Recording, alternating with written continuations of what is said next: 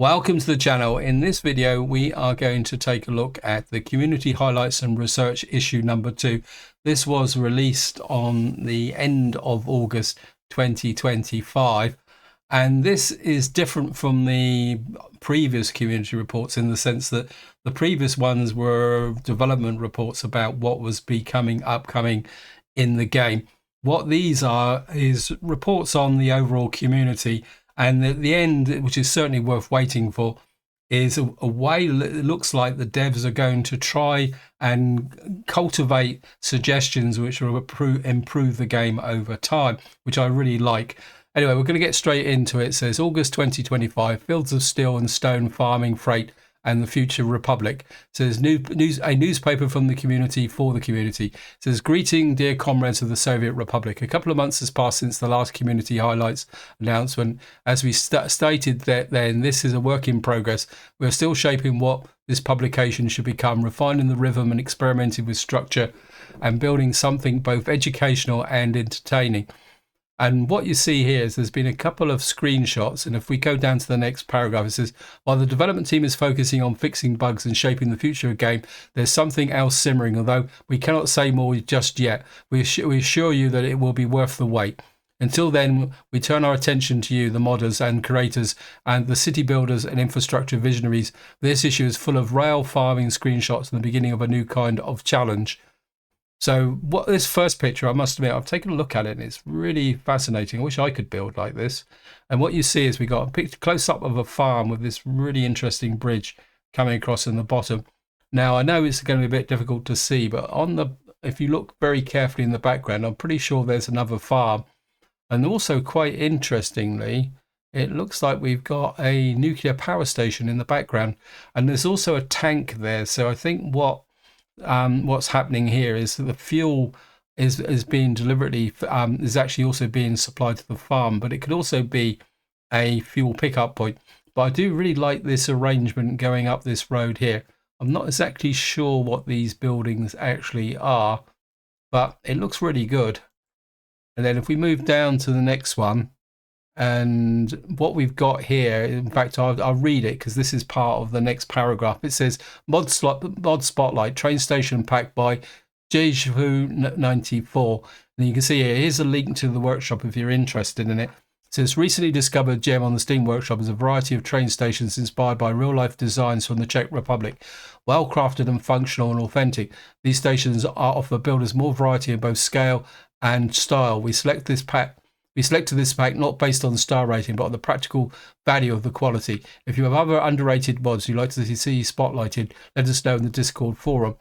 Now, I've actually subscribed to this mod. I haven't actually used it in my game yet because in my current series, I haven't had much opportunity to build a passenger station network. But I really do like this kind of layout. I like that. And this mod does come in multiple varieties of setups and configurations as well. As I say, I've yet to experiment extensively with it.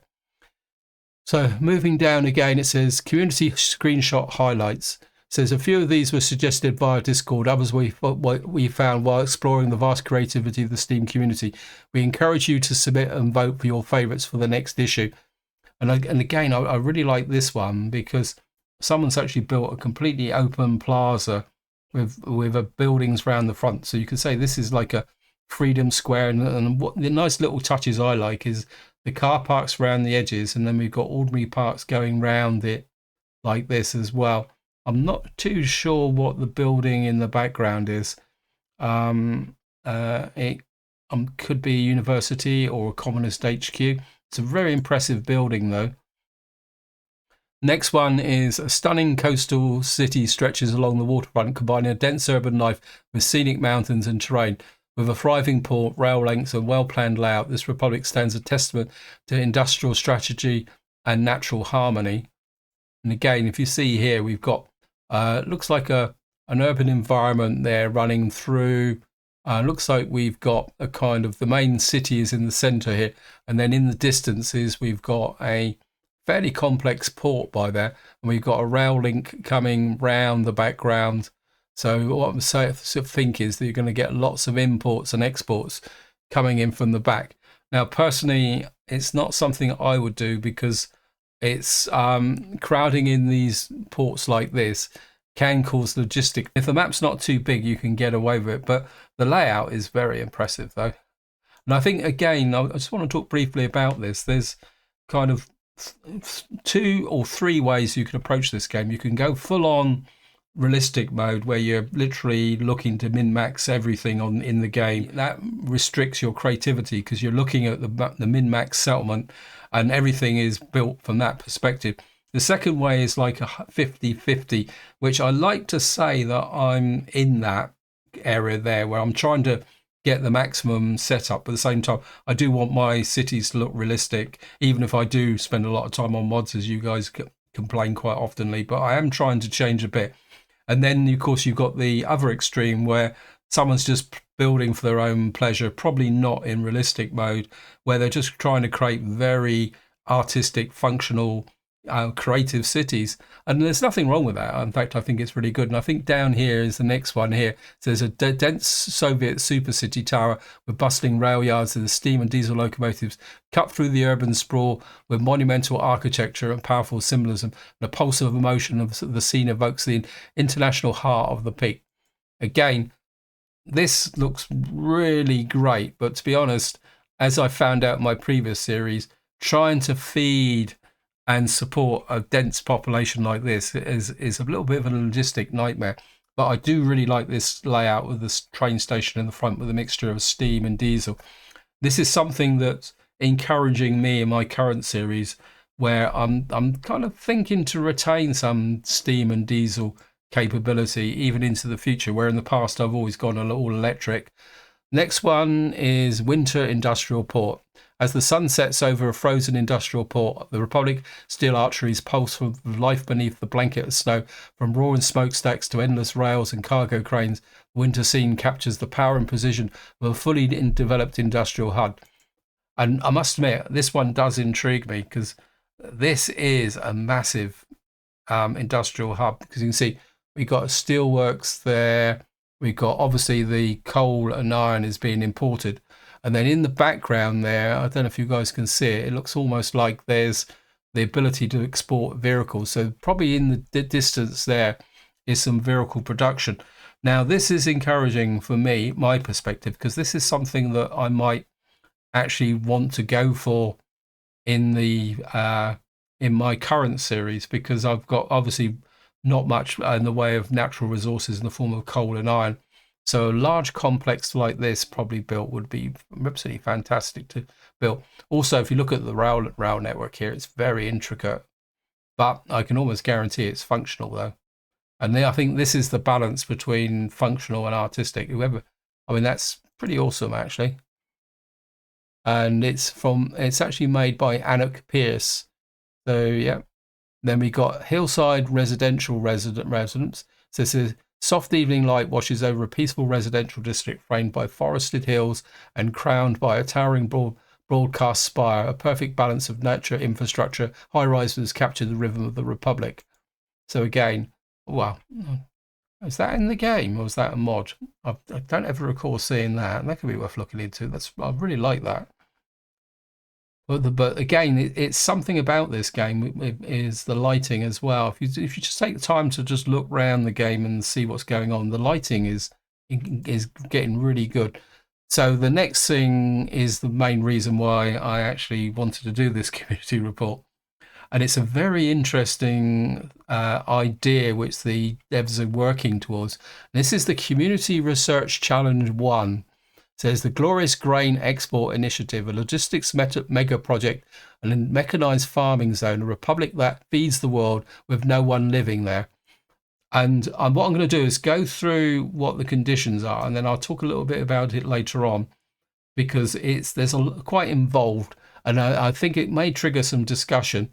So in the first issue, we promised community highlights to include not only visual content, but research and learning opportunities. And instead of writing lengthy technical breakdowns, we chose to make these learning interactive. Welcome to the first community challenge. This is not a regular playthrough. It's a logistics-based scenario inspired with a real republic producing over 70,000 tons of crops yearly. Your goal is It's logistics-based scenario inspired by a real republic producing over 70,000 tons of crops yearly. Your goal is to beat this using minimal population, isolated facilities, and a full vehicle-based farming. So main challenge objectives: you've got to produce in excess of 100,000 tons of crops per year. You've got to export 500,000 tons over 5 years. Technically, what you're going to need to do is produce farms with a capacity of more than 100,000 tons to allow for the vagaries of fertilizers. So it's all production on an isolated island or remote region. Wow. And then it says no permanent population, only foreign workers brought in for maintenance, fire protection, no helicopters. Wow. Power generation, and all construction must be completed by foreign workforce. So there's absolutely no population. That's going to be interesting, especially the fire protection. A number of farms. I mean, if you're generous and say that a farm can produce between 15 and 20,000 tons of crops per year with good fertilization and lots and lots of fields. Again, this is a balance that you have to strike. That means that you are going to need at least 5 farms, possibly 6 or 7. Get that and then provide the fire protection for all the support infrastructure. It would be really good. Now, what they're doing here, it says they're suggesting Soviet Island. Now, I've actually subscribed to Soviet Islands some time ago. So I did take a quick look at it. And what you'll be basically doing is playing in this flat area here. And then it says you can use also any default maps if you do not want to use a modded map. To play with an island are most challenging in this case because you have to solve vehicle import logistics, construction resources, imports, exports, and all the crops using ships. Yeah, that takes the logistics to a totally different level, especially with respect to getting started. I think if you're not comfortable with logistics, I would suggest that you find a map that's got plenty of flat area on and that's got some form of connection on the border connection, because I think doing this with just the having to bring everything in by ship, and including bearing in mind that you've got to bring in your workforce by ship, that means there will be an intrinsic lag with respect to your workforce arriving. Moving down, starting setup, overall difficulty hard with realistic mode enabled after initial setup build. Medium money amount for start, but it's not about money, but you can try hard. Starting a year in 1960 with locked vehicle availability. That is a very, very interesting challenge. I'll talk more about that in a little while. So moving down, it says construction rules, auto build only allowed in the first few months therefore then turn on realistic mode. Initial docks, helipad, power lines, basic storage, gravel processing, other required starting buildings. Okay, so you're not going to build a town, but you're going to need to build an infrastructure. And if you're going to start in a port, you would need to build a port facilities, which would in turn possibly need power. Although there is another way, which I'll talk about in a little while. To prove that you did not import gravel, concrete, and asphalt except for the initial setup screenshots from the overall economic report, with all imports throughout history of your republic can be used. Anybody can calculate what would be enough gravel, concrete, and asphalt for basic setup. You can build all that using auto build and find a way around some other mods if you do not use auto build at all. That is a reference to the Pioneer mod. I'll talk a little bit more about that. It says infrastructure, use your own power, gas plant plus imported oil. That is a very broad hint. The fact that you are going to need to import oil to run a gas power plant. The reason I'm suggesting that is the fact that there's no way you're going to run a coal mine and all the associated infrastructure to run a power plant using foreign workers. It says you can also rely on wind turbine and solar. I think probably wind turbine and solar would be kind of the way to go because you won't need a workforce. It says import fuel you needed for your vehicles and power plant. So you obviously you're going to need to run vehicles. You can build whatever road or railways you choose. You can consider using rail, but it will be a challenge to build and get the trains in and on the island. That's true. That's again returns to what I was saying, that if you're not sure about that, then go for a remote flat area with a remote connection and play it that way without using shipping. It says waste, sewage, and what waste are not required unless you want to play with that on. That could be an interesting challenge as well, because what would you do with the waste? And well, you wouldn't strictly need sewage, would you? You'd have to think about that, because again, it implies a workforce. It says farming rules, no housing allowed, only foreign workers brought in for suitable means. Well, farming doesn't need a workforce. Farming done entirely with vehicles, that makes sense because you need trucks to do it. And you've got to move it. It says you can import fertilizer or find a way to get biofertilizers if you are creative. Well, you can import ordinary fertilizer, but if you're creative, how would you get biofertilizer? You could if you use waste collection and then you I'm trying to think of what you would use to produce what would produce bio waste if you not actually had a workforce. Although your workforce will produce some there, but it wouldn't be much. But then you could dump that into a dump, which would then decompose into fertilizer. So yeah, you would get some bio waste produced by your by your foreign workforce. Says you must maintain power, buildings, vehicle maintenance, fire protection without helicopters for extra staff requirements. What we got down here, it says freestyle mode optional. Any map allowed. You may build a small town only if all food, clothes, alcohol, meat, and electronics are produced locally. No imports of these allowed throughout the history. So you could build a small town. Now, personally, I would be a bit more inclined to build that town, but eventually, mainly just to improve the fire support. But the idea of producing, food, clothes, alcohol are there, but you'd have to but it says encouraged for artistic, aesthetic, and more open-ended play styles. Yeah. So submission obstructions, challenge open on August 2025. Challenge is expected to conclude in November 25. So you're talking probably 2 months. Submit via Discord forum using tag farming challenge or community research. Yeah, so you can also join the discussion in a dedicated thread on Steam forum community. It says includes 3-5 screenshots capturing key economic and export figures. You can include some additional screenshots to highlight your setup, brief description of your setup, optional save file for deeper analysis shared on cloud. What happens next? We'll have some fun while building our farming setups and discussing them. Selected entries will be featured in a future community highlights. Results may inspire deeper developer commentary and research articles. It will help you define logistics metadata for future community research challenges. So moving on to the final section, it says, will your republic feed the world or drown in logistic nightmares? Let the tractors roll. What's next? This is just the beginning of an upcoming community research challenge we may explore. Electricity networks, massive waste processing, or certainly like the massive waste processing, population logistics, supply and demand balancing. Got an idea, drop it into Discord. We want it to be featured. Submit your screenshots. Let's learn the game together, the one challenge at a time. And alongside this challenge, you can use our dedicated Discord forum to suggest screenshots, mods, and other content that may be featured in the future community highlights.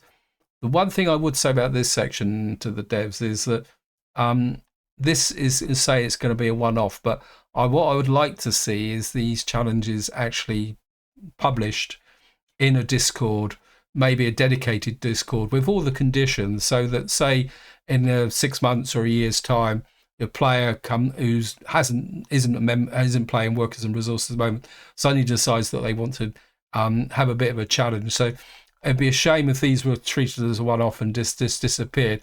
So it would be nice to have these in a single Discord called challenges, which someone can come along later on. And that leads into me. Now, my schedule for the next 2 months is already chock-a-block solid, so I can't see me participating in it. But what I will do, guys, is think about how I might do it. And what I might do is play some of it off camera, maybe to give a few tips and tricks for how you might actually go about it. I think for the sheer heck of it, we will go hardcore and we will play on Soviet Island, although I might talk about other options as well. But one thing I would recommend, that if you want to go for this challenge, I would, especially if you're going to do it on an island, you certainly need to look into the Pioneer mod, because the Pioneer mod will allow you to set things up relatively simple. And apologies, I will post a link because there is a series, and I can't remember who actually did it, where he started with a hardcore island start. So if you want to go really hardcore, or even if you just want to get a quick setup without having to spend your money, because the one thing they're saying is, where was it? Where was the starting conditions? Medium money. Now, if I remember correctly, medium money, you're only going to have about 4 million rubles. That's not a lot of money to build a port facility and get the ships to get everything rolling. So I would probably suggest that using the Pioneer mod for an island start. As I say, if you're not confident about that, I would certainly say find a map that's got plenty of flat space, that's got a single connection, is something that I would need to look at wind turbine and solar. I think there might be a research issue around that, if I remember correctly, but I would have to look that up.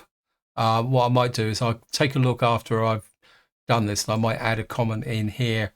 But beyond that, railways would be nice, but that would be quite a lot of building to do. The basic storage and gravel process to build, it says the gravel processing is quite straightforward.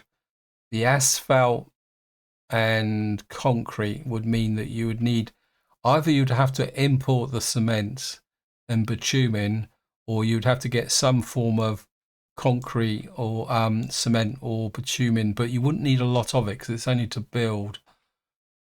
Oh, this is beginning to give me a bit of a headache. The more I think about it, the more I go. But I think I'm starting to go down the rabbit hole, so I'm going to stop here. What I will say is, hope you found it interesting. If you've got any ideas, suggestions, or if you're just going to go for this, guys, or if there's anything that you may want to learn about this or discuss, feel free to put it in the comments. But until next time, whatever you do, enjoy your gaming.